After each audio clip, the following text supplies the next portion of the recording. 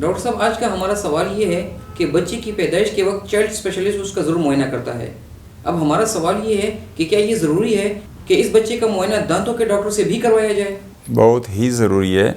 اکثر جو ہماری لاعلمی ہے، بچہ جب پیدا ہوتا ہے تو چائلڈ اسپیشلسٹ دیکھتا ہے، پیڈیاٹریشن دیکھتا ہے اور کارڈیالوجسٹ کو دکھایا جاتا ہے. میں کہتا ہوں کہ پیرنٹس کے ہوتے ہوئے اس کو اویئرنیس اس کو دینے کے لیے ایک آرتھوڈانٹسٹ ایک دفعہ تھوڑا سا بریفلی، اگرچہ اس کے دانت منہ میں نہیں آئے ہوتے ہیں، لیکن وہاں پر اس کو جو تھوڑا سا ٹاک دیتا ہے، ایڈوائز دیتا ہے، اس کے لیے بہت ہی آپ کہہ سکتے ہیں کہ 100 بیماریوں سے اس کو بچا دیتا ہے. کیونکہ mouth is the main gate وے.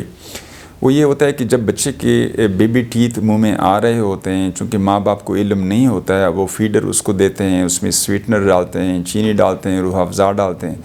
بچے فیڈر کے بارے میں اگر میں بات کروں، فیڈر 2 قسم کے فیڈرز ہوتے ہیں. ایک کے ساتھ بچہ 100 فیڈ لیتی ہی اس کی بھوک جب مٹ جاتی ہے تو یہ پھینک دیتا ہے، اور دوسرا یہ ہوتا ہے کہ وہ اپنے ساتھ منہ میں رکھ کر اسی کے ساتھ ہی سو جاتا ہے. اس کے اندر سولیز، کمفرٹ اور سکون پاتا ہے. تو یہ دوسرے والا جو نا بہت زیادہ نقصان دہ ہے. کوشش کرے ماں کو کہ اس کے منہ سے نکالا کرے. جب سمجھے کہ اس نے فیڈ لینا بند کر دیا تو اس کے منہ سے آرام سے نکلوا کے کھینچ کے، تاکہ اس کی نیند بھی ڈسٹرب نہ ہو، اور وہ کروائے. منہ کے اندر رکھنا بہت زیادہ وہ ہے، کیونکہ اس چیز سے گارنٹیڈ ہے کہ اوپن بیڈ بھی پیدا ہوگا، چہرے کی ڈیفارمیٹی ہوگی، ایک لمبو طرح سا چہرہ بنے گا، فیس ول بی ڈیفارمڈ. دانت جو ہی وہ بیبی ٹیتھ آ رہے ہوتے وہ بالکل اس کے اوپر بیکٹیریا اٹیک کر لیتا ہے اور ڈیکیڈ ہوتے ہیں. اور پھر مائیں ہمیشہ کے لیے کہتی ہے، ڈاکٹر صاحب میرے بچے کے دانت جو منہ میں آئے ہیں وہ تو پیدا ہی ڈیکیڈ حالت میں آئے ہیں، جو کہ سراسر بے بنیاد اسٹیٹمنٹ ہے، غلط اسٹیٹمنٹ ہے. کوئی بھی اس طرح اللہ تعالیٰ اس طرح کبھی نہیں کرتے ہیں. ہماری نیگلیجنس کی وجہ سے، ہماری لا علمی کی وجہ سے بچے کے دانت سارے کے سارے اس کو کہتے ہیں ریمپینٹ کیریز، پورا منہ اٹیک ہوا ہوتا ہے، اور ایک دانت بھی اس کا ہیلدی نہیں ہوتا ہے.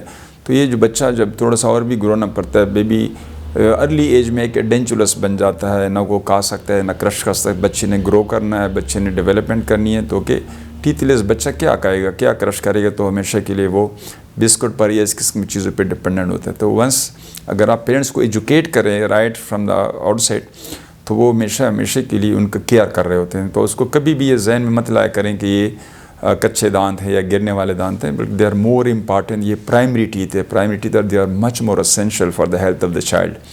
اس کو بہت زیادہ توجہ دینی چاہیے. تو اگر بچہ خراب ہو جائے، آپ کو پتہ ہے کہ کیا نقصانات ہوتے ہیں. بچہ روتا ہے، ساری رات روتا ہے، ماں باپ کی آرام کو ڈسٹرب کرتے ہیں. بچے کی جو ہے نا، بچہ جب روئے گا اور آپ ہیلپ لیس ہوں گے تو کچھ بھی نہیں کر سکتے ہیں.